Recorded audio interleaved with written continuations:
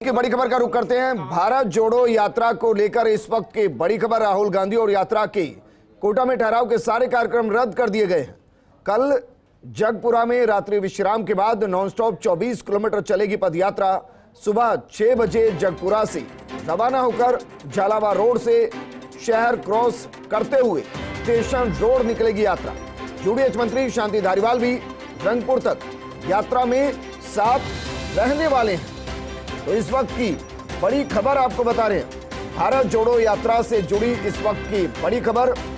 राहुल गांधी और यात्रा के कोटा में ठहराव के सारे कार्यक्रम रद्द कर दिए गए हैं। लेकिन सवाल यह है कि रद्द क्यों किए गए हैं? क्या कोई सुरक्षा का मुद्दा या फिर वजह कुछ और? लेकिन इस वक्त की बड़ी खबर यही कि राहुल गांधी और यात्रा के कोटा में ठहराव के सारे कार्यक्रम रद्द कर दिए गए। मेरे सहयोगी भंवर चारण जुड़ गए। भंवर, जरा जानकारी दीजिए, क्या इसके पीछे की बड़ी वजह कि नॉनस्टॉप कल 24 किलोमीटर चला जाएगा?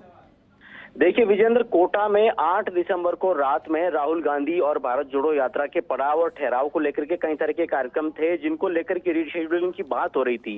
इस तरह की बात लगातार हो रही थी कि आंशिक परिवर्तन हो सकता है, लेकिन साथ में एक बड़ी संभावना थी कि कोटा में जो कोचिंग छात्र है उनके साथ इंटरेक्शन का एक प्रोग्राम जरूर होगा। साथ में राहुल गांधी कोटा में प्रेस कॉन्फ्रेंस करने वाले हैं। खबर इस तरह की भी आई थी कि सोनिया गांधी भी 8 को कोटा में ठहराव यात्रा का होने के बाद 9 दिसंबर को कोटा आ सकती है और अपना बर्थडे यहाँ पर सेलिब्रेट कर सकती है। इस बात की भी आशंका और इस बात की भी संभावना थी, इस बात का भी प्लान तैयार किया जा रहा था कि कोटा में नाइट टूर भी एक राहुल गांधी का कराया जाए। लेकिन विजेंद्र, सारे कार्यक्रम रद्द हो गए हैं। ना राहुल गांधी की कोटा में प्रेस कॉन्फ्रेंस हो रही है, ना उमेश सिंह स्टेडियम में उनका लंच होगा।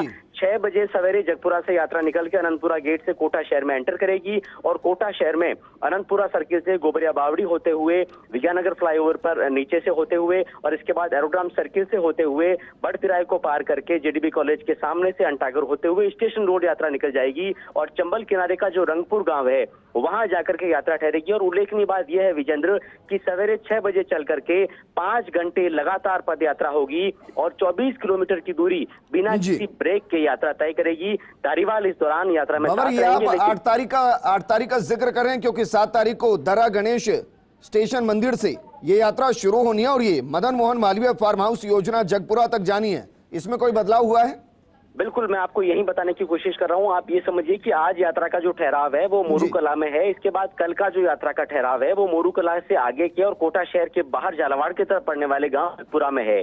जगपुरा के बाद 8 दिसंबर को यात्रा को कोटा आना था। इसके बाद कोटा के उमेश सिंह स्टेडियम में दोपहर का लंच था और कई तरह के प्रोग्राम शेड्यूल थे। लेकिन भंवर, मेरे पहला सवाल उसका जवाब मुझे मिल नहीं पाया कि इसके पीछे की वजह क्या है, जानकारी लग पाई?